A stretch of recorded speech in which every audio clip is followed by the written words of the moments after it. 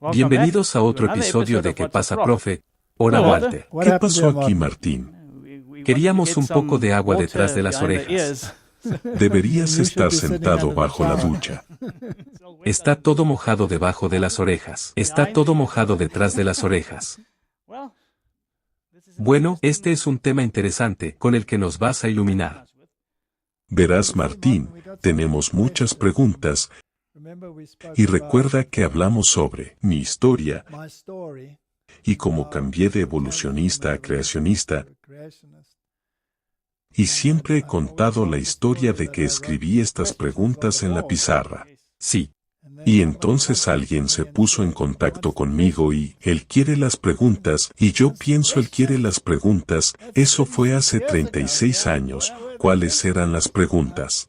Yo, por supuesto, tengo más o menos una idea de lo que hablamos, que creó un gran revuelo entonces.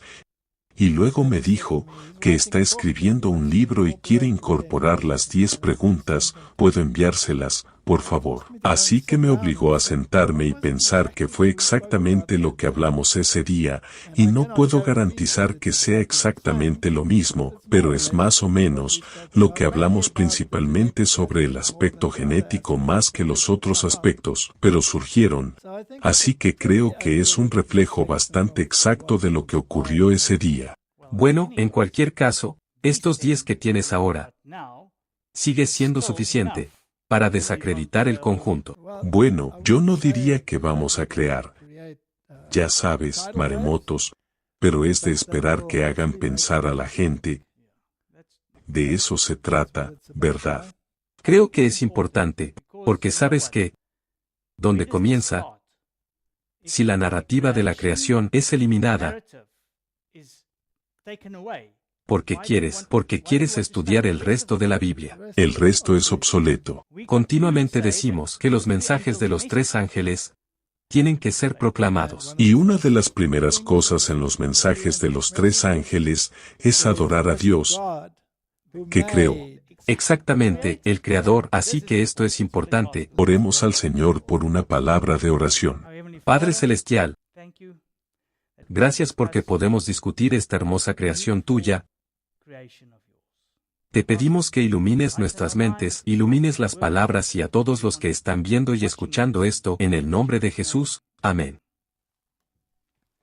Y Martín, otra cosa que está constantemente apareciendo en estos días, es que tenemos que seguir la ciencia. ¿Y qué dice la ciencia? Tú sabes, y todos estos nombres y todas estas cosas vienen a la mente cuando tenemos que seguir la ciencia, y entonces las iglesias se suben al movimiento y dicen, tenemos que seguir la ciencia. Dicho esto, incluso las iglesias, en realidad, ponen a la ciencia por encima de Dios. Porque a veces, Dios la mayoría de las veces, Dios dice algo y la ciencia dice lo contrario. Y a veces dicen, ya sabes, confiamos en revistas revisadas por expertos, y me vino a la mente, cuántos miles, literalmente miles y miles de publicaciones hay en revistas revisadas por expertos sobre la evolución. Así que si queremos seguir la ciencia, tenemos que tirar la Biblia, si se trata de eso, e incluso si se trata de otras cuestiones. ¿Cuántas veces la ciencia ha demostrado ser exactamente lo contrario de la realidad? ¿Ves qué es la ciencia que la Biblia llama la supuesta ciencia? Falsamente llamada. Muy bien, entonces vamos a ver si podemos ejecutar a través de esos 10 puntos, y podría tomar un tiempo. Tal vez no tome tanto tiempo, vamos a ver, vamos a improvisar, así que vamos a hablar de la creación. Y supongo que todo el mundo que mira a esa imagen en el telón de fondo se dará cuenta de que esa es una de las fotos de Henry Stouber. Sí, y esto también es parte de la película de la creación y el que pasa, profe, que se emitió. Sí, pero ahora está en un ¿qué pasa, profe?, un escenario diferente. Lo siento, Henry, solo estoy tomando tu lugar por un tiempo en este lado. Vamos a hablar de la creación, por lo que la Biblia habla de el principio, en el principio, Y usted sabe, Martín, eso es lo esencial de toda la historia. Si esa historia en la Biblia está mal, entonces ¿cuál es el punto de la cruz? No tiene sentido. Entonces, ¿por qué la evolución argumenta que la muerte fue el medio por el cual obtuvimos la mejora a través de la selección natural, la supervivencia del más apto en contra de los no aptos?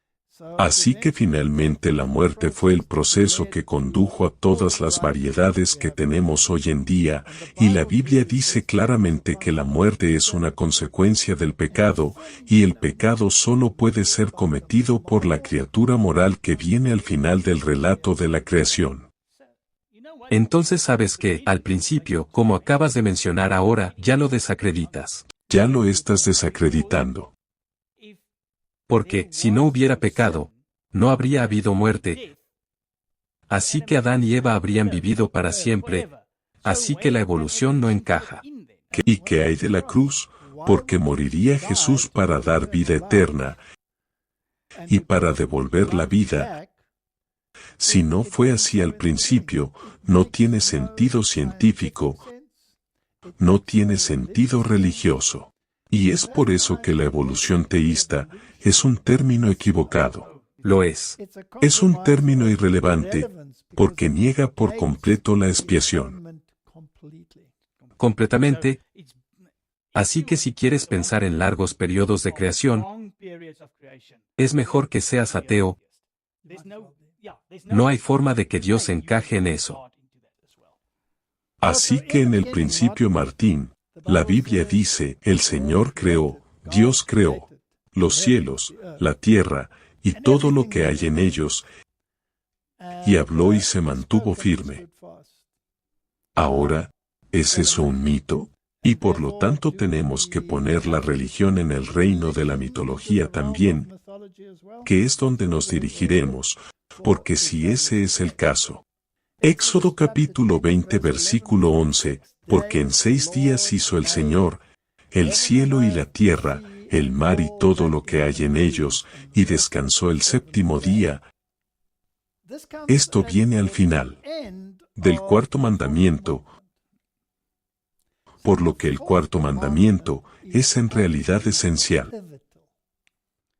No hay otro mandamiento del que todo pueda depender. Así que si la fe es la sustancia de las cosas que se esperan, la evidencia de las cosas que no se ven, yo no estaba allí cuando se hizo, yo no lo vi, de hecho Adán no estaba allí cuando se hizo, solo se despertó y estaba allí, ¿verdad? Sí. Así que la fe es la sustancia de las cosas que se esperan, la evidencia de las cosas que no se ven, y sin fe es imposible agradarle, y ahí está, en el cuarto mandamiento, y se te dice que honres ese cuarto mandamiento, que tengas una relación con Dios, que pases tiempo con Dios porque eso es lo que requiere una relación. ¿Por qué? Porque en 6 días el Señor hizo el cielo y la tierra, el mar y todo lo que hay en ellos, y descansó en el séptimo día, punto. ¿Puedo poner algo aquí? No se menciona nada de una luna allí. Eres travieso, Martín. ¿Pero por qué? La luna está ahí, pero está ahí en el cuarto día. En el cuarto día, pero en este, porque 6 días en el séptimo descansé, no se quedó allí porque en el sexto día la luna estaba saliendo o algo así. No, está bien, pero dejemos eso para otro tema. Ya sé que te molesta, pero la primera semana es una semana que Dios puso en su lugar, y es el modelo para todas las semanas siguientes. Punto. Nunca cambió, desde la creación. Correcto, y si alguna vez se hubiera perdido el sábado, que hubo un milagro en el desierto, durante 6 días, cayó el maná, y el séptimo día, no hubo, el sexto día duró 2 veces. Por cierto que tampoco estaba sujeto a la luna porque entonces hubiera sido un escenario aterrador. ¿Ves? A eso me refiero, en realidad es lógico si solo lees. Correcto, y si alguna vez se ha perdido, se reiteró en la tumba, porque descansaron de acuerdo con el mandamiento en el día de reposo. Y muy temprano en el primer día de la semana, fueron y tomaron especias y ungüentos para ungir el cuerpo de Cristo, y había resucitado. Así que el calendario juliano ya estaba en su lugar, que fue cambiado por el calendario gregoriano, porque aquí los césares quieren tener su sello en él, y el actual vaivén pasó a ser el Papa, que quería tener su sello allí. Así que los jesuitas lo movieron por 10 días, pero no cambiaron el ciclo de la semana, que ha sido el mismo desde la creación hasta nuestros días. Si el Señor hizo los cielos y la tierra y el mar, y todo lo que hay en ellos, y descansó en el séptimo día, si realmente lo hizo en 6 días, entonces la evolución es el argumento en contra de este relato. Exacto. Así que el opositor a Dios trajo una narrativa oponiéndose a la creación. Esto es parte de la gran controversia, y no es interesante que la gran controversia, con respecto a este tema, comenzó en 1844, porque Charles Darwin escribió su primer borrador del origen de las especies en 1844, y lo envió para comentarios. Así que todo encaja en este cuadro de una gran batalla ideológica del fin de los tiempos.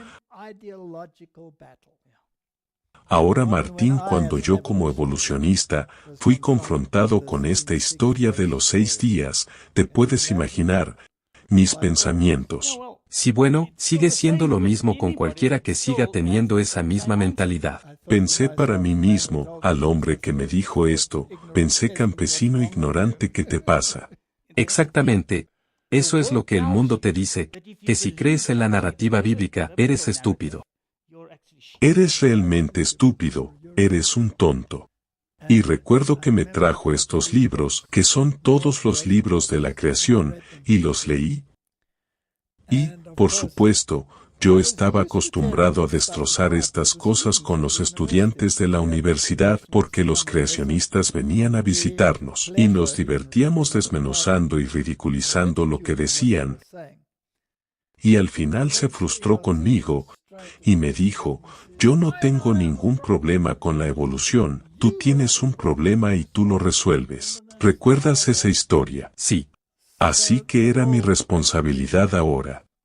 El sábado también estaba allí, y también dijo, sí, resuélvelo por ti mismo. Yo tampoco tengo ningún problema con el sábado. Entonces, ¿cómo se puede mantener un día de reposo en reconocimiento de millones de años de evolución? Es ridículo, a menos que lo estudies. Ahora no voy a contar mi historia porque la hemos contado muchas veces, aunque vamos a ver lo que pasó en ese fatídico día. Cuando por primera vez, realmente puse algunos pensamientos en la pantalla, con todos esos profesores sentados allí, todos los estudiantes de posgrado allí, en ese grupo de reflexión, la clase de grupo de discusión evolutiva.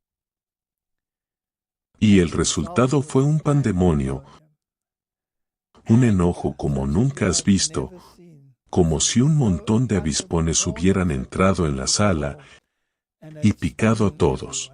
Es una pena que no hubiera cámaras que podrían haber grabado esto. Eso habría sido interesante, porque uno de mis colegas, literalmente estaba echando espuma por la boca, de la ira, era rojo sangre, y me estaban insultando. Eso me impresionó mucho, porque si hubiera dicho que haría preguntas, en ese momento ni siquiera tenía las respuestas. ¿Sabes lo que quiero decir? Lleva tiempo, lleva años estudiarlo, pero yo solo hice las preguntas, y el pandemonio se desató. Así que pensé para mí mismo, ya sabes, esto es más profundo de lo que pensamos, hay algo más aquí, es digno de estudio. Exactamente. Génesis capítulo 6 versículo 17. Yo también traeré un diluvio de agua sobre la tierra para destruir toda carne en que haya aliento de vida de debajo del cielo, y todo lo que hay en la tierra morirá. Ahora es interesante si lees ese versículo, Martín, todo lo que está en la tierra, morirá. Ahora él llamó a la tierra seca, así que todo en la tierra murió. Eso no significa que todo en las aguas murió. Así que muchas criaturas en la catástrofe murieron, incluso en el mundo marino, por supuesto, especialmente si vas a verter el medio ambiente marino sobre la tierra vas a tener muchas catástrofes.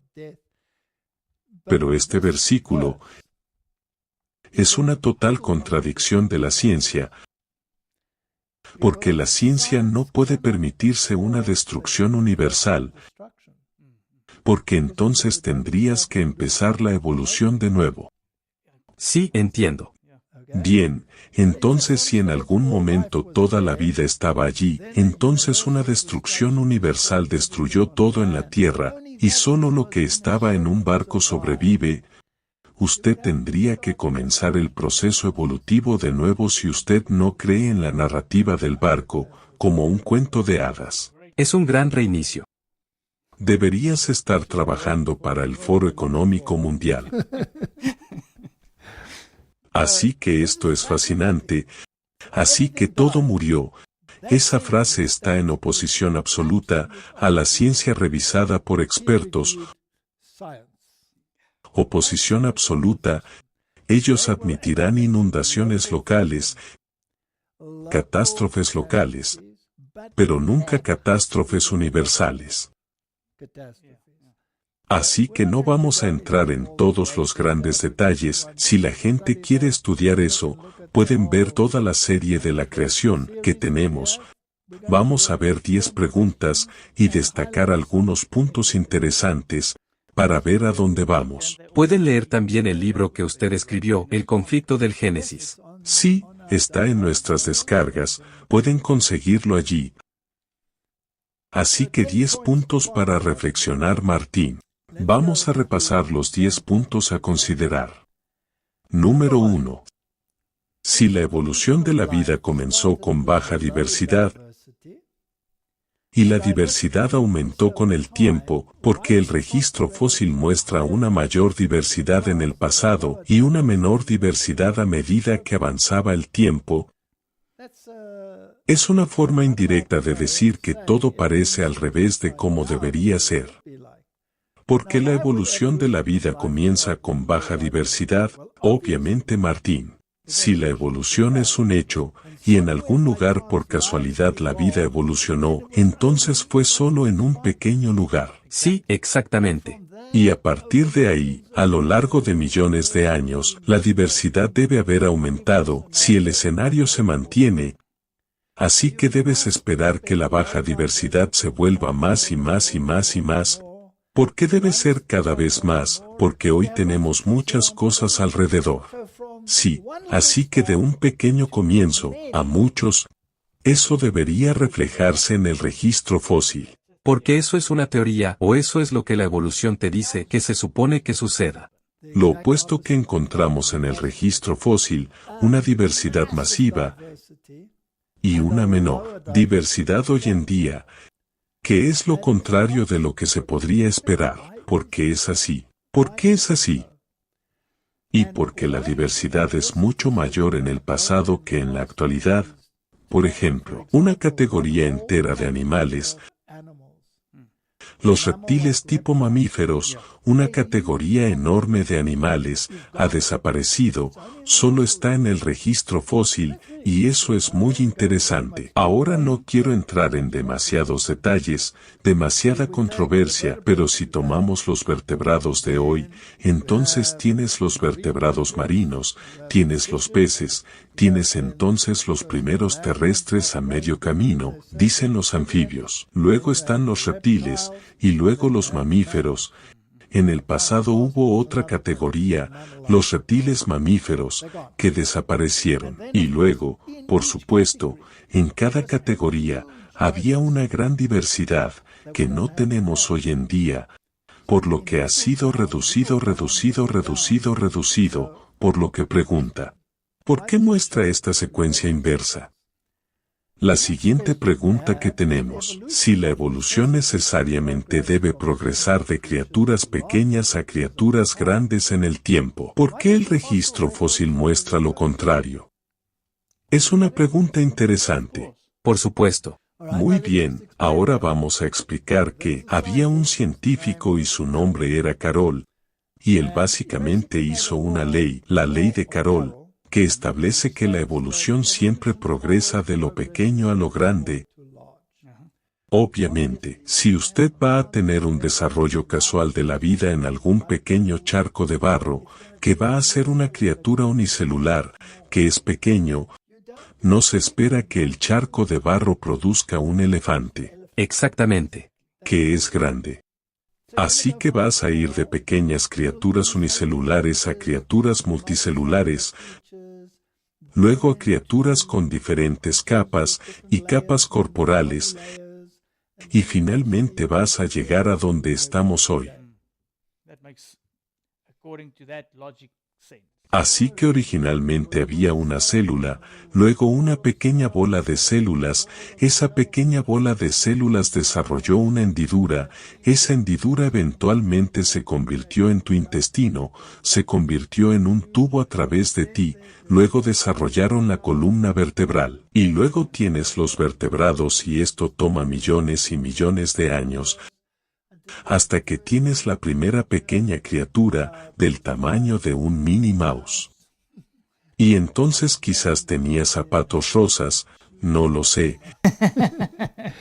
Y luego se desarrolló más y más grande, hasta que finalmente se obtienen los grandes animales.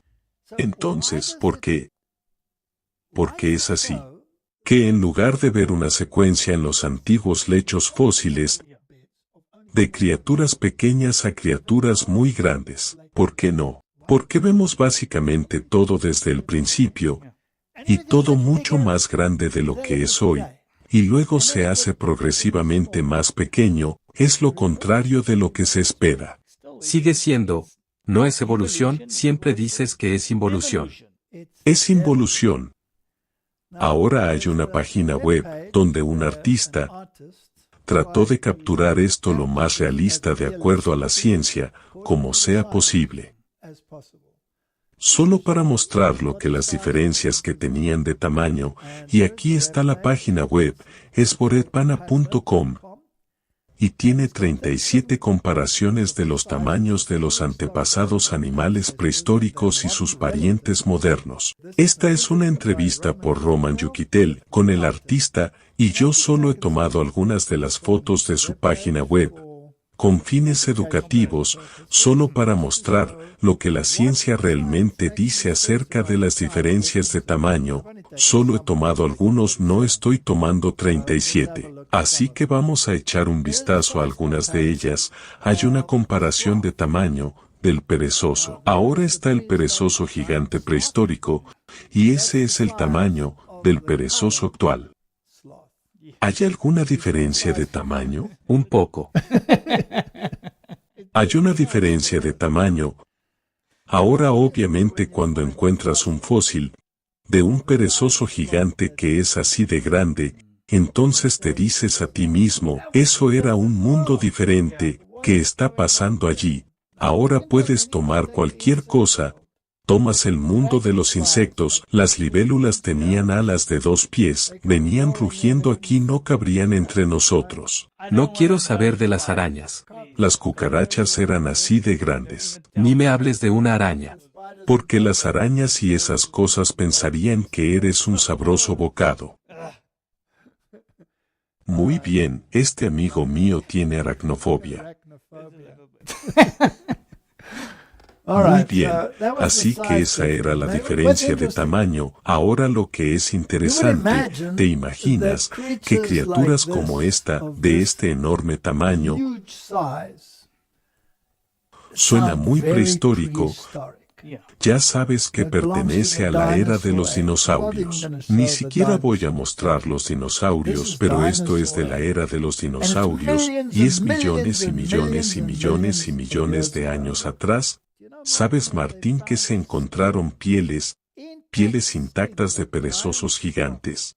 en cuevas en América del Sur, que todavía estaba intacto. Algunos agricultores en realidad los pusieron en sus lugares de vivienda, pero ¿cuántos millones de años pueden tener estas cosas en el pasado si las pieles están todavía intactas?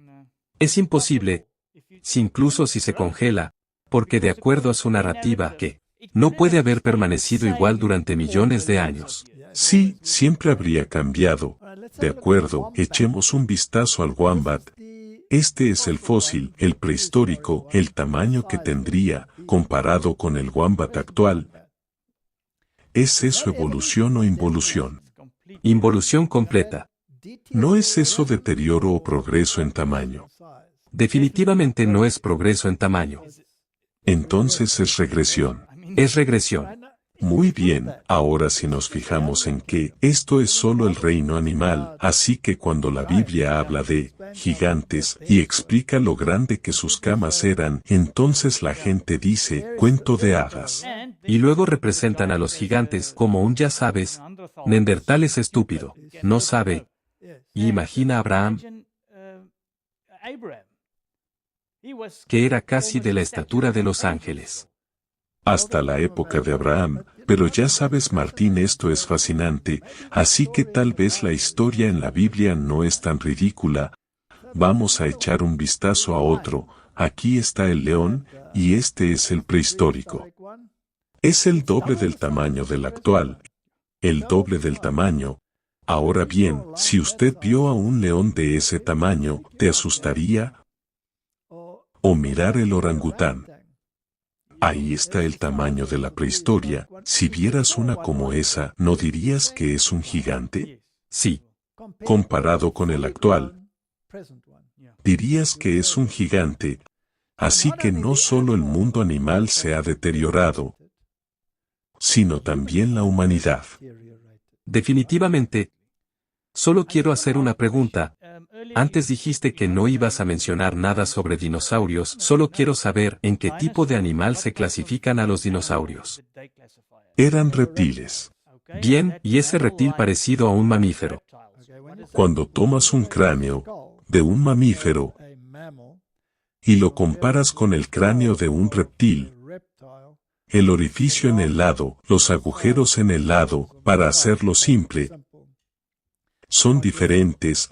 Ahora los reptiles parecidos a los mamíferos tenían características de ambos, y hoy no tienes eso, solo tienes uno y solo tienes el otro. Y eran criaturas enormes, comparables a los dinosaurios, pero también tenían características comparables probablemente a los mamíferos, por lo que eran una mezcla.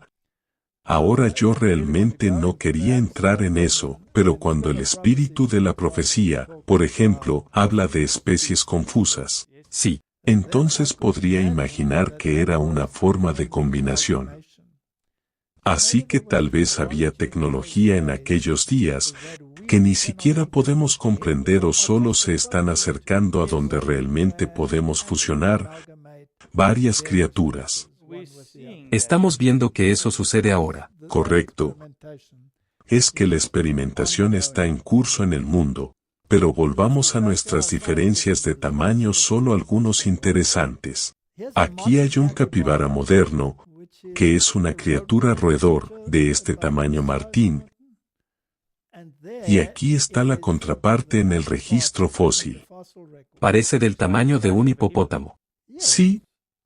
Me refiero a que dices enorme disminución de tamaño, o el armadillo, mira eso, quiero decir que es una diferencia masiva. Estaba pensando, obviamente la vegetación también tenía que ser más grande. Todo era más grande, los árboles eran más grandes, es por eso que tenemos estos enormes yacimientos de carbón, es por eso que tenemos todos los recursos que tenemos hoy en día, los llamamos combustibles fósiles, así que debe haber habido bosques gigantescos y enormes cantidades de animales. Ya sabes, el otro día, aquí en Sudáfrica tuvimos una marea roja masiva y miles de toneladas de cangrejos de río, arrastrados a la orilla, miles y miles de toneladas. En un mundo caído. Imagina un mundo no caído.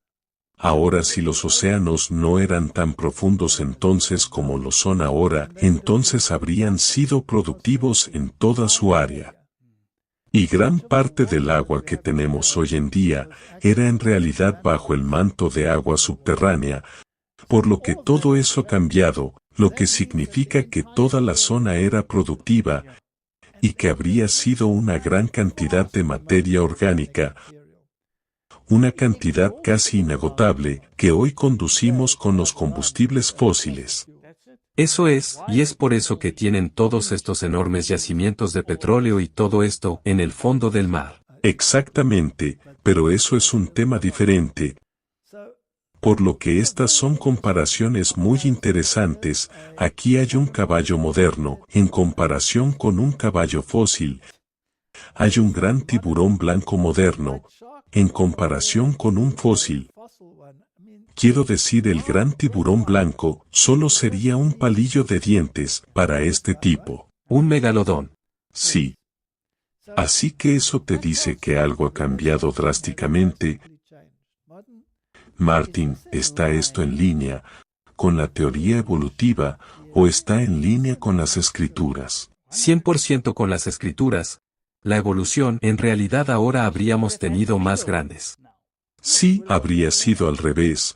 O tomemos el bisonte, todo el mundo está tan impresionado con el tamaño de un bisonte de hoy en día, es un juguete en comparación con este tipo, el bisonte prehistórico, o el cocodrilo. La diferencia de tamaño, este es un cocodrilo adulto hoy en día, y eso es lo que se encuentra en el registro fósil. Ahora una característica acerca de los reptiles es que siguen creciendo a lo largo de su ciclo de vida. Los mamíferos parecen tener un punto de corte que crecen hasta un tamaño y luego se quedan allí, pero no los reptiles que siguen creciendo. Claro, así que si usted toma un dinosaurio y sale de un huevo de este tamaño, lo que significa que cuando está fuera del huevo es del tamaño de un pollo. Ahora los dinosaurios del tamaño de un pollo durante años, crecerá y no dejará de crecer.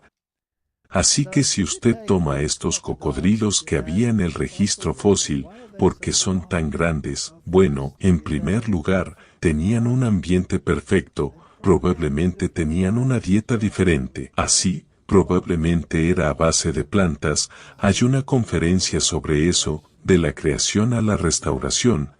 La gente puede echar un vistazo a eso, tal vez usted puede poner un enlace.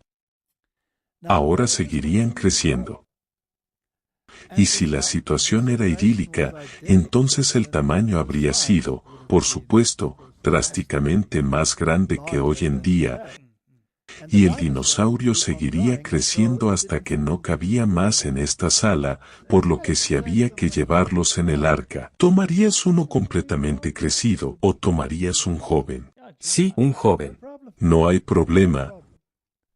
Por lo que también lo hace más comprensible que el arco narrativo es cierto.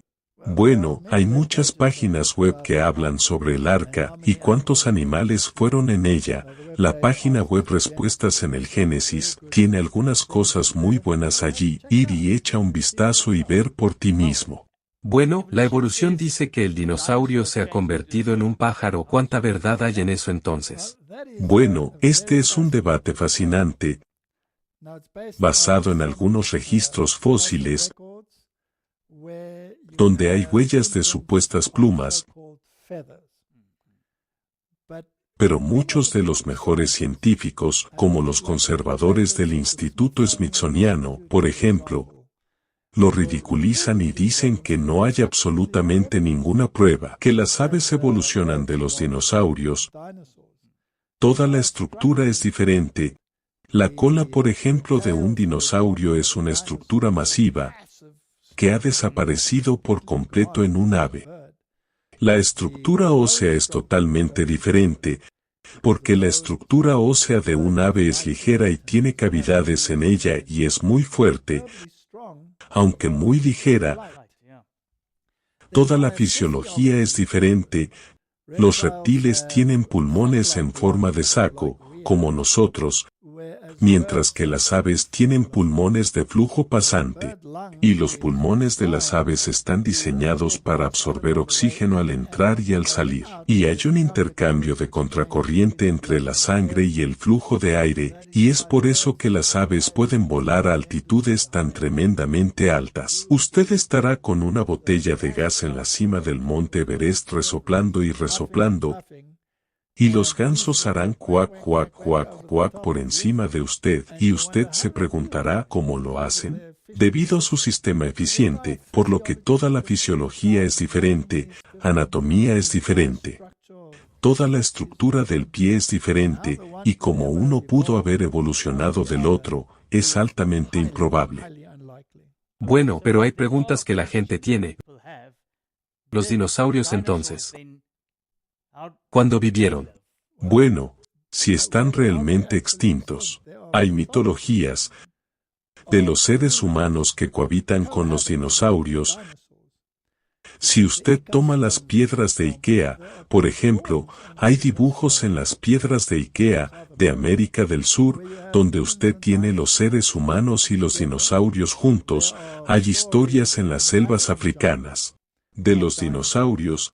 Y si usted muestra algunas de estas personas, los dibujos de los pueblos indígenas, por ejemplo, en África de un oso no lo saben. Pero si se les muestra una imagen de un dinosaurio lo saben. Entonces, ¿estaban en el arca? ¿Cuáles son todos los mitos de dragones? Y si usted lee algunos de estos mitos, algunos de ellos eran puramente relatos históricos de lo que pasó y que describen los dinosaurios, por lo que los dinosaurios probablemente existieron. Y las reliquias de ellos todavía podría existir hoy en día. En algunas zonas en gran parte probablemente fueron exterminados a través de la caza.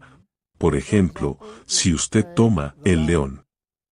Usted sabe, si usted desentierra los relieves asirios, se encuentran imágenes de la caza del león. Y la gente dice que no había leones aquí, porque no hay leones allí hoy en día. ¿Por qué no? Porque se han extinguido por la caza.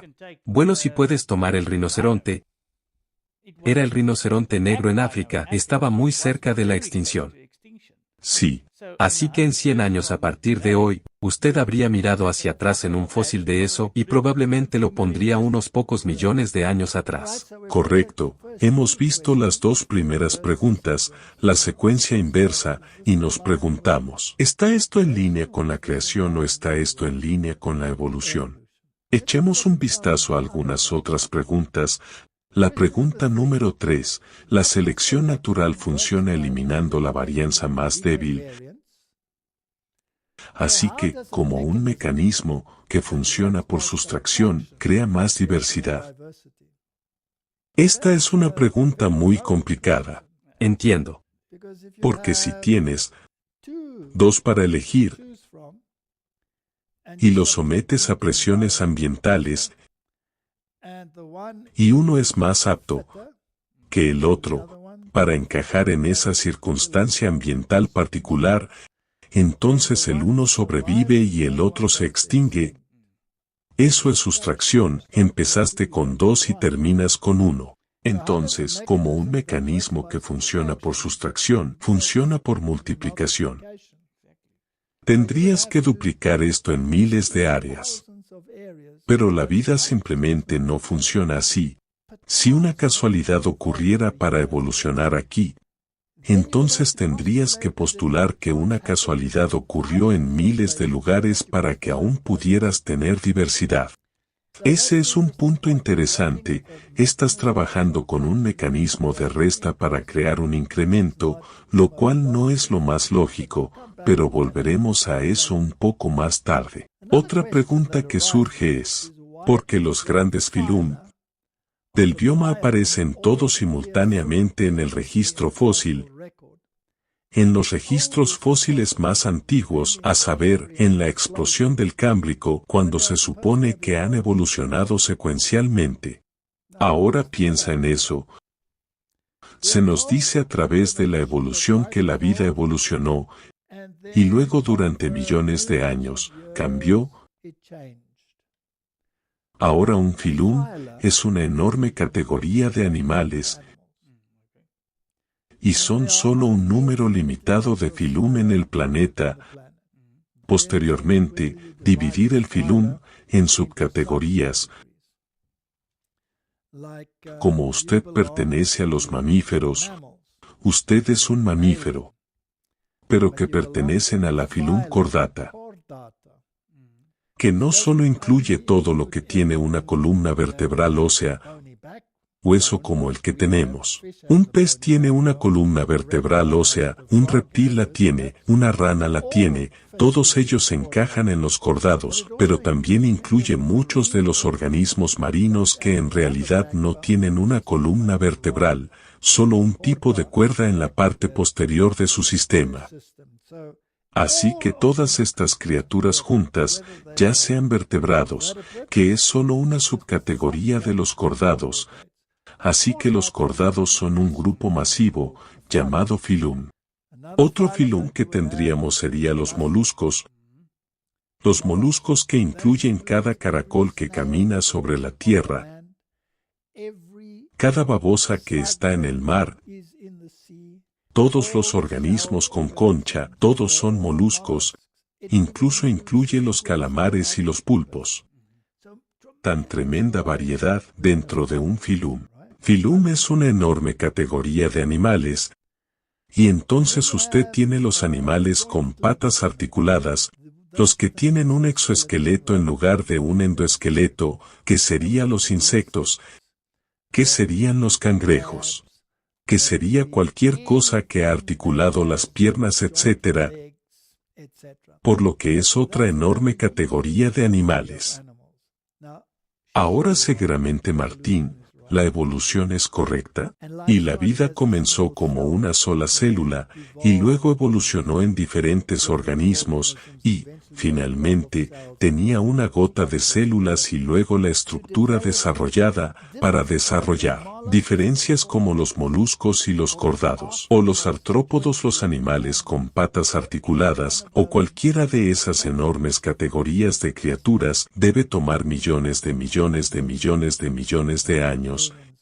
Y si te dijera que todos ellos estaban allí desde el principio, ¿eso te sacudiría de tu asiento? Bueno, ciertamente te sacudiría de tu asiento. Ahora, ¿los científicos saben esto? ¿Llegaremos a eso? La respuesta es sí. Esta es una gran pregunta. ¿Cómo es posible, si la evolución es cierta, que todos los filum aparezcan ya en las rocas fosilizadas más antiguas? Juntos. Simplemente están ahí todos ellos. Sí. Por ejemplo, este fósil es de 20 millones de años. Pero en ese mismo periodo, son todos estos otros, que incluso podría ser de fecha más antigua. 20 millones a tu manera, el Cámbrico tiene 600 millones. Así que sí, no tiene sentido entonces que todo, tiene que haber un periodo de transición. Correcto, muy bien. La otra pregunta es, ¿por qué tenemos que postular el equilibrio puntuado para explicar la falta de intermediarios en los fósiles cuando el gradualismo es la única explicación plausible para el registro fósil evolutivo? Ahora déjame explicar que, en términos de laico, equilibrio puntuado versus gradualismo. Ahora gradualismo es básicamente darwinismo. Darwin postuló que un tipo evolucionó gradualmente en otro tipo durante un largo periodo de tiempo, que es la única manera plausible para explicar la evolución. El cambio lento a través de mutaciones acumuladas de un largo periodo de tiempo.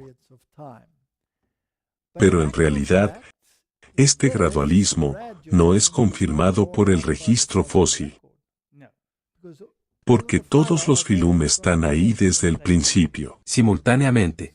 Bien, rasca tu cabeza. Entonces, ¿cómo se explica eso? Se llega a una solución, que se llama equilibrio puntuado. lo que significa, obviamente, debe haber habido tiempo de equilibrio sin cambio.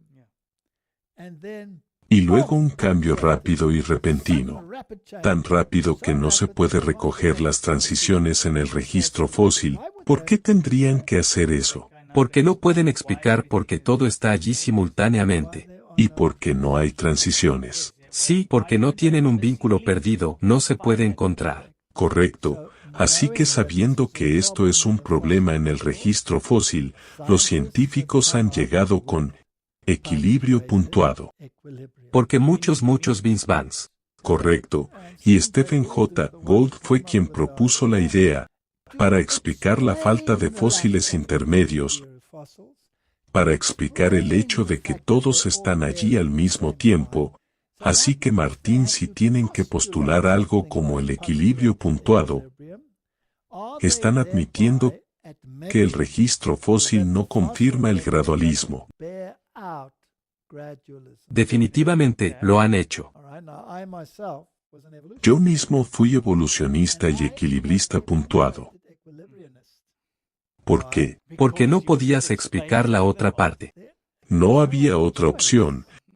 Si quería seguir siendo evolucionista, tenía que convertirme en un partidario del equilibrio puntuado. Bien, entonces usted era un equilibrista puntuado. Dilo de nuevo, fue divertido, no lo cortes por favor. Equilibrista puntuado. Creo que lo tengo. Lo tienes. De acuerdo. ¿Creen entonces que los humanos también se crearon así, en equilibrio puntuado? De repente, ellos estaban ahí, pero los intermediarios no están ahí. Porque no encuentran el vínculo perdido. Correcto, no está ahí. Así que este es todo el punto, Martín. Ahora tengo otra pregunta para ti. El equilibrio puntuado está ahí porque ya todo está en el registro fósil. ¿Cuál es la diferencia innata entre el equilibrio puntuado y la creación? Pero no hay. Lo único que es diferente es que uno tiene un Dios y el otro no. Solo quería decir que hay un creador en una y la otra es solo por casualidad. Correcto. Así que para negar al creador, tenía que ser un equilibrista puntuado. En realidad es un oxímoron, porque tienes que tener la misma fe. Así que el equilibrio puntuado tiene fe en la evolución rápida, tan rápida, que todo está allí al mismo tiempo. Exacto, Dios lo creó todo. Martín, no hay lugar para un pie divino en la puerta. ¿Entiendes el problema? Bien. Así que estamos en el negocio de exponer los mensajes de los tres ángeles. Los mensajes de los tres ángeles, el mensaje del primer ángel es acerca de la adoración, adorar a aquel que creó. ¿Es este un sistema de adoración? Definitivamente, sí. ¿Qué estás adorando? Usted está adorando aquí el poder inherente de la naturaleza. Para producir un milagro, todo está allí al mismo tiempo. Así que has sustituido a tu Dios, has sustituido a Dios el Creador por la Madre Tierra. La has reemplazado con la Madre Tierra, o Madre Naturaleza, así que de hecho, si usted es un equilibrista puntuado, usted es un adorador de Gaia, solo que no quieres darle ese nombre. Y esa es la más lógica de las creencias evolucionistas a tener porque no se puede explicar el gradualismo. Correcto, porque no se confirma en el registro fósil, y el propio Darwin admitió que este es el defecto de su teoría, y con el fin de eludir el defecto. Usted tiene equilibrio puntuado.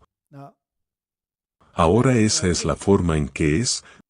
Vamos a algunas otras preguntas. Si la selección natural funciona a nivel del fenotipo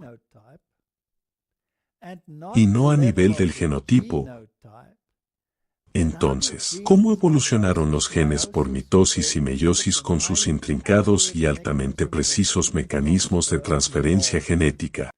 Tendría que ser por casualidad.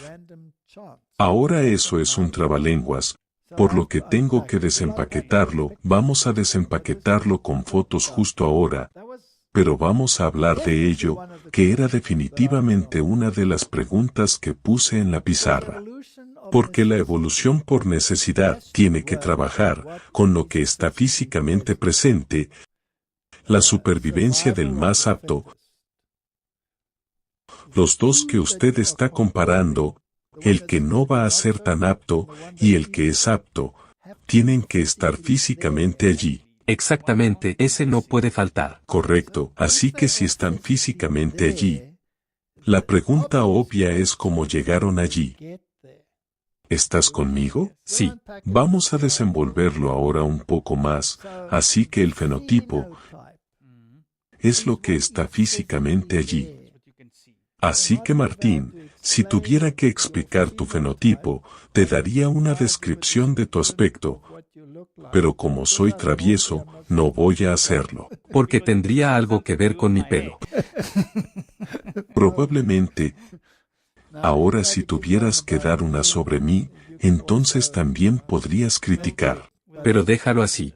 Está bien, pero el hecho es que soy más alto que tú. Sí. Muy bien, pero ahora que soy mayor probablemente no pueda correr tan rápido como tú, pero en los viejos tiempos, cuando era más joven, si tuviera la misma edad probablemente sería capaz de correr más rápido que tú porque tengo las piernas más largas, ¿verdad? Por lo que en una situación de escape, en la selva africana, probablemente correría más rápido que tú. Usted sería la comida. Sí. Habría sido la supervivencia del más apto. Serás el más apto y yo no. De acuerdo. ¿Qué determina su fenotipo? Tus genes. Tus genes determinan tu fenotipo, pero los genes son como información que se transfiere a tu fenotipo, pero la evolución no puede hacer nada con tu genotipo. Solo puede probar la capacidad de lo que en realidad es el resultado de ti. ¿Puedes correr más rápido que yo? Esa es la pregunta. Pero también se puede ver, según el fenotipo. Muy bien. Así que cuando se trata de la presión selectiva, lo que sea llamémoslo cambios climáticos, la presión selectiva ahora se está volviendo más caliente, y la criatura se está sobrecalentando porque tiene un pelaje pesado y la otra tiene un pelaje más corto. Esa es una diferencia fenotípica, la que tiene más probabilidades de sobrevivir a la ola de calor, es la que tiene el pelaje más corto, y puede deshacerse del calor más fácilmente. Bien, esa es una forma de lidiar con ello. Ese es el fenotipo, los genes. ¿Cómo llegaron a existir? La selección natural no puede trabajar con letras y números porque no están produciendo nada todavía. Las letras y los números tuvieron que venir por casualidad.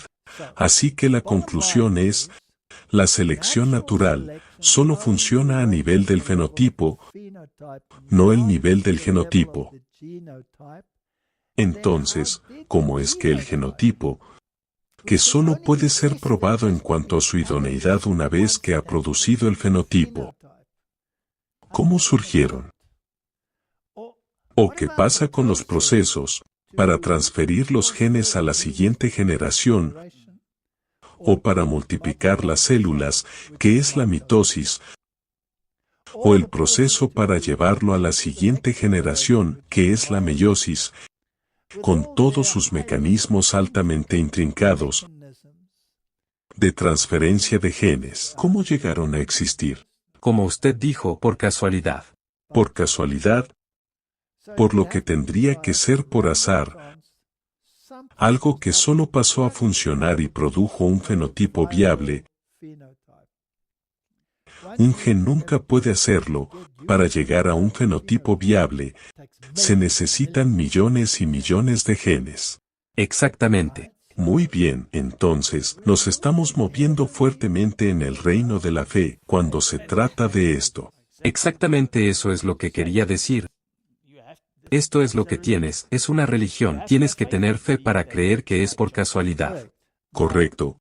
Ahora número 7, el proceso de entrecruzamiento durante la meiosis es cuando los genes transfieren información, pero esa información debe producir primero descendencia antes de que pueda ser probada. La selección natural solo entra en juego cuando la cosa está realmente allí. Ahora estamos jugando con números aquí. Así que, como ese mecanismo altamente sofisticado que requiere tal precisión absoluta, entonces, ¿cómo pudo la selección natural producir esto si solo es operativa en el nivel del fenotipo? La respuesta es por azar. Ahora se está convirtiendo en una fe. Y eso es lo que he dicho por fe.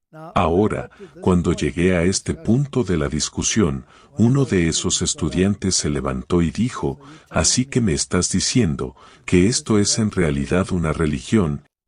Y entonces fui engañado para renunciar a mi religión. Y esto creó el arrebato de ira. ¿Sabe usted si ese estudiante nunca volvió a la fe? Aquel estudiante que era en realidad, sin yo saberlo ni siquiera sabía que existían, un adventista, y años más tarde recibí un mensaje que esta persona había oído, que yo era un profesor, había cambiado mi opinión sobre la evolución, y ella no lo podía creer. Creo que en realidad está casada con un pastor, así que podría pedir disculpas a ella por mi rudeza. Creo que había gente que, por su testimonio, apreciaría esta respuesta. Sí, bueno, así que la siguiente pregunta que también tengo es, ¿cómo podemos explicar la evolución de dos sexos, con diferencias anatómicas compatibles, cuando solo el resultado de la unión, el aumento de la diversidad en la descendencia está sujeta a la selección, pero no la causa? Déjame que te lo explique, Martín. Para que haya selección natural, para que haya algo con lo que trabajar, debe haber variedad. Ahora hemos visto que la selección natural en realidad reduce la variedad.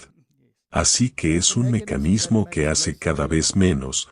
Así que, ¿cómo vamos a alimentar su hambre de variedad? ¿Estás conmigo? Eso es. Así que los evolucionistas tienen una explicación. Dicen que el hecho de que haya transferencia de genes entre un macho y una hembra produce una variedad masiva, y esa variedad debe ser puesta en fenotipos reales, pequeñas crías diferentes.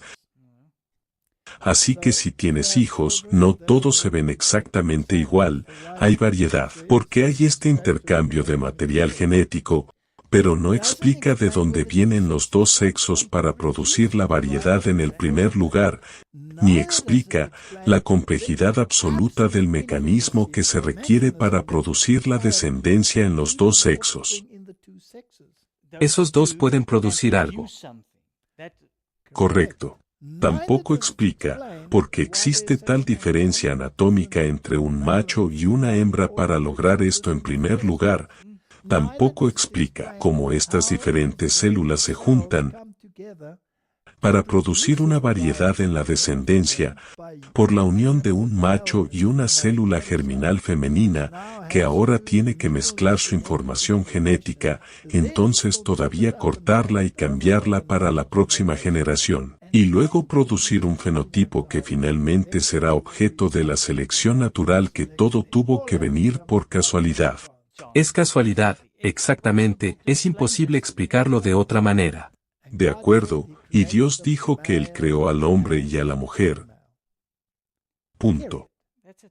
Ahora, ¿qué creó el macho y la hembra en el escenario evolutivo? La casualidad. ¿Es eso fe? Sí, por supuesto tiene que ser, porque no se puede probar. Es una religión. Sí, es una religión. Pero es lo único que realmente explica de dónde viene la variedad que se necesita para alimentar a esta bestia hambrienta llamada selección natural. ¿No es triste que esta sea la narrativa que se le enseña al mundo entero? Si miras eso y te das cuenta de que Dios creó al hombre y a la mujer,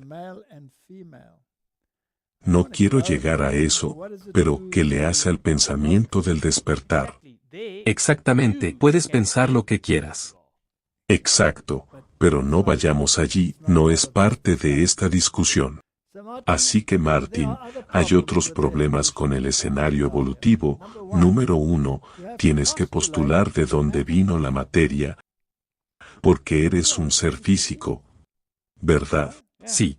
Acabo de dar por sentado que todo está ahí. Sí, pero ¿no vengo de un Big Bang? Bueno, hablaremos de eso. Entonces tienes que postular el origen de la materia, de dónde viene, no se queda solo en la evolución de un tipo de animal a otro tipo, trasciende todas las ciencias. Ahora, ¿cuántos artículos de revisión por expertos debe haber en el mundo para cubrir todos esos aspectos? Millones. Y todas son postulaciones. Así que estamos buscando materia oscura porque tenemos que suponer que está ahí. Bien, incluso si no la encuentras, entonces el origen de la materia, de dónde vino, el origen del código genético, estos tienen que ser masivos sucesos fortuitos que simplemente proporcionan todo lo que necesitas.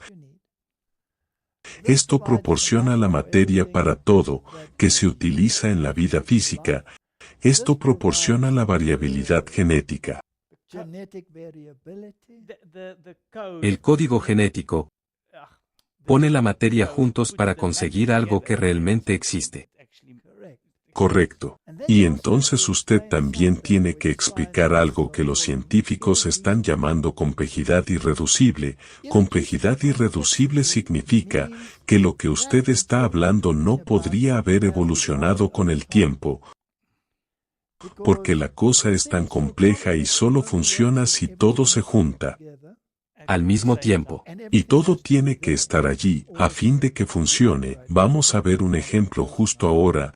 Por lo que es irreductiblemente complejo se toma un componente. El panorama, si tomo mi reloj, y arranco una de las ruedas, y la tiro, mi reloj no funciona, porque necesita esa pieza, pero también necesita todas las otras piezas que están en el reloj y si quito cualquiera de ellas mi reloj no va a funcionar. Es irreduciblemente complejo, cualquier cosa que esté ahí, tiene que estar ahí. Entonces algunas de las cosas irreduciblemente complejas, ¿cómo evolucionaron? Es porque no puedo crear mi reloj incrementalmente. No puedo tirar un engranaje ahí abajo, y luego otro, y otro, hasta que haya tirado todas las partes requeridas para mi reloj sobre la mesa. ¿Cómo se van a juntar, si no hay un diseñador? Está todo suelto y por todas partes. No puedes conseguirlo. El problema es que Martín, no podemos permitirnos un diseñador. Así que tienes que pensar en algo para esto. El diseñador tiene que irse, no hay lugar para un pie divino en la puerta, eso es lo que dicen. Y son evolucionistas que creen en la complejidad irreducible sin creer en un diseñador. Su diseñador tiene que llamarse casualidad. Casualidad, así que su fe, su Dios es la casualidad. Es una religión.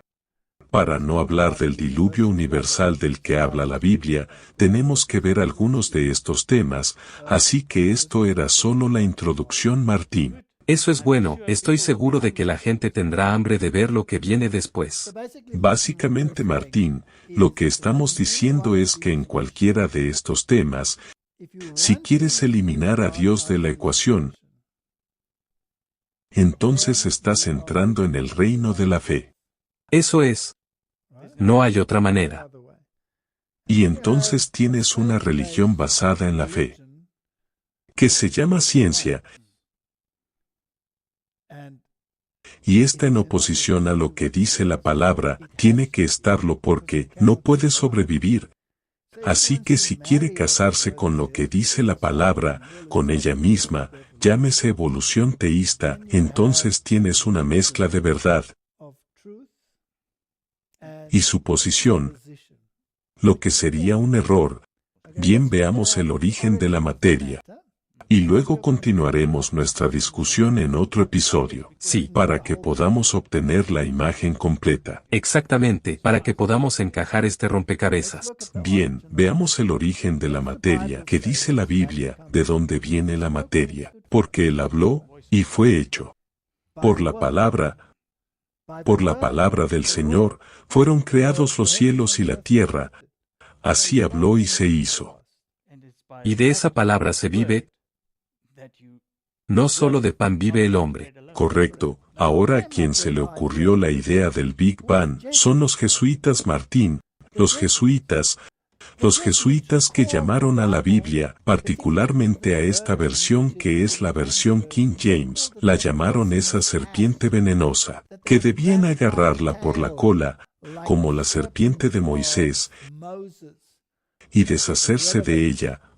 Bueno, no se han deshecho de ella, ya sabes, pero están tratando muy duro en el nivel de aprendizaje contra el aprendizaje, que son las universidades.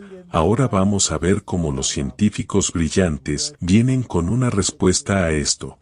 Bueno, aquí hay un físico, y su nombre es Lawrence Krauss. Él es un físico cuántico. Ahora la física cuántica es en realidad muy interesante, ya que mezcla el misticismo con la realidad. Bien, entonces es una mezcla de religión y ciencia. Sí, porque no tiene otra opción. Porque hay cosas que son tan inexplicables que requieren una respuesta mística. Y así se dieron un nombre que suena muy inteligente. Sí, así que vamos a ver un artículo que publicó en 2010 ya, y que es la base del origen de todo. Cómo conseguir algo, a saber, el universo de la nada. Me suena familiar. Sí. Dios creó todo de la nada. La física cuántica viene con exactamente la misma solución. Así que cuando marchamos hacia atrás a lo largo de la línea del tiempo, llegamos al punto que todo comenzó, el punto que la ciencia moderna llama el Big Bang. Los jesuitas inventaron esa frase. Los científicos tienen una comprensión maravillosa. Realmente suena muy científico, y estoy seguro de que hay miles de documentos revisados por expertos para corroborar lo que está diciendo. Los científicos tienen una maravillosa comprensión de lo que sucedió una milmillonésima de segundo después del Big Bang. Esto, por supuesto, solo plantea la cuestión de lo que vino antes del Big Bang. Pero sabemos que tenemos una maravillosa comprensión de lo que sucedió una milmillonésima de segundo después del Big Bang. Pero antes de eso, tenemos que tener fe. Veamos lo que dice. El físico Lawrence Krauss demuestra que la respuesta es nada, y que bajo nuestra actual comprensión de la física y contrario a la lógica tradicional, no es solo probable que obtengamos algo de la nada, es absolutamente inevitable. Esta es la posición de la ciencia moderna. Todo fue creado de la nada, y tenemos una maravillosa comprensión de lo que sucedió una billonésima de segundo, cuando la nada explotó. Es decir, todo. Todo lo que ves hoy, lo estudiamos y lo explicamos y usamos la teoría evolutiva como la discutimos aquí, y sabemos cómo es ahora. Pero ¿en qué consistía antes de eso? Nada. Puedo preguntarte, como alguien que no está en este campo, tú como educado en libros y auditoría, y contabilidad y cosas así, si tuvieras que hacer una contabilidad de lo que pasó en la billonésima de segundo después de que la nada explotara, ¿qué concluirías que había cuando la nada explotó? Nada. Nada. Exactamente. Pero en realidad lo tenemos todo, así que la contabilidad solo empieza cuando todo ha explotado. Esto no cuadra. Correcto, entonces nada explotó y creó todo. ¿Es eso fe? Por supuesto. ¿Cuánta fe necesitas para creer que es absolutamente inevitable que nada explotó y creó todo? Tienes que tener el 100% de fe en ello. De acuerdo, ¿qué excluye? A Dios. Dios, sí. Volvemos a ese punto cada vez. Entonces, Martín, si miramos el universo, y miramos las vastas nubes de polvo, vinieron de la nada, y estas vastas nubes de nada se expandieron en todo. Y si tuviéramos una explosión, todo saldría centralmente desde un punto central. Seguro. Y por eso dicen que el universo se expande porque explotó. Sí. Entonces, en algún momento, volverá sobre sí mismo debido a lo que llaman gravedad. E implosionará. Correcto. Ahora aquí tengo un gran problema. Las fuerzas de gravedad nunca jamás será capaz de reunir todo de nuevo sobre sí mismo y mucho menos dejar que se derrumbe. Y entonces ¿cómo obtienes cosas como estrellas? Y si la nada explotó bien, entonces básicamente no tienes nada. Pero en realidad no tienen nada, tienen protones, que es la partícula más pequeña. En el átomo de hidrógeno, tienen protones. No dicen de dónde vienen las proteínas, si las rompes están formadas por quarks. Y hay 3 quarks. Ahora solo pueden existir de 3 en 3. Si quitas uno, entonces los otros 2 de repente tendrán otro. ¿De dónde vino eso? De la nada, y el que era uno tendría otros 2 unidos a él. Porque nunca puede existir como uno, tiene que existir como 3. Así que todo tiene que venir de repente a la existencia de la nada, porque se requiere que sea algo. Bueno, eso me hace pensar en otra cosa, esto de que solo pueden ser 3 todo el tiempo. Sí, pero no vayas por ahí, Martín. Vas a crear controversia. Un tipo muy controvertido. Pero la idea es que todo se fusionó en estrellas. Se dan cuenta de que no se puede conseguir que se fusionen en estrellas, porque si reviento un globo, y el gas se disipa, ¿cuál es la probabilidad de que pueda volver a meter el gas en el globo? 0. Correcto. Pero tienen que postular eso. No solo que tiene que colapsar sobre sí mismo y crear una estrella, entonces tienen que tener la fusión nuclear dentro de la estrella, por lo que a partir de gas y protones, pueden empujar a todos juntos y hacer todos los otros átomos que se necesitan para hacer la vida. Pero entonces tienen que entrar en el medio ambiente. Entonces esa estrella tendrá que explotar en una supernova para crear todo el otro material necesario para la vida, y una vez que se haya acumulado suficiente de eso, entonces eso se fusiona y eventualmente se obtiene el planeta Tierra. Y entonces se tienen las condiciones correctas y se puede hacer que la vida evolucione en el planeta Tierra, porque se tiene que explicar cómo se llega de la nada a la explosión y a la creación de todo. ¿Es eso religión? Creo que es una religión difícil. Pero es una religión. Sí. Así que esta es la teoría del Big Bang. En oposición a eso, ahora solo tienes la materia. Todavía tienes que transformar la materia, que vino de la nada, en algo, y entonces tienes que iniciar el proceso evolutivo, para que puedas crear el filósofo que piensa acerca de cómo la nada explotó y creó todo, y el mundo entero está lleno de filósofos, y lo llaman ciencia. Eso es, y el mundo entero está recorriendo esto. Creo que si mal no recuerdo, fue un comentario de alguien que mencionó que hubo un Big Bang. Pero fue cuando Dios habló. Tienes razón, Dios habló, y hubo un Big Bang. Y todo estaba allí, estaba sin forma y vacío. Y luego Dios lo ordenó. Solo el hecho de que Dios lo ordenó, es contrario a las leyes de la termodinámica, porque la termodinámica dice que todo se deteriora de un sistema de orden a desorden. Esa es una ley constante, y la evolución tiene que violar esa ley. Así que dentro de esa ley, crean huecos de orden para burlar la ley. Martin, este es un tema muy profundo, y podemos seguir discutiendo esto por siempre y para siempre. Creo que deberíamos tomar un breve descanso aquí, y luego volver y solo mirar el otro lado de la historia. ¿Qué dices? Creo que sería genial. Creo que hay muchas cosas que la gente puede estudiar por su cuenta después de este episodio, y continuaremos en el siguiente. Continuemos en el siguiente, oremos.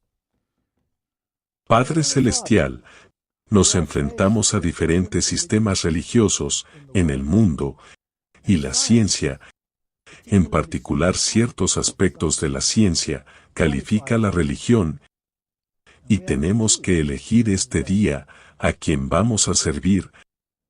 Ayúdanos a tomar decisiones correctas, no solo mirando a la ciencia, pero mirando a todas las demás pruebas. Así es mi oración en nombre de Jesús. Amén. Amén.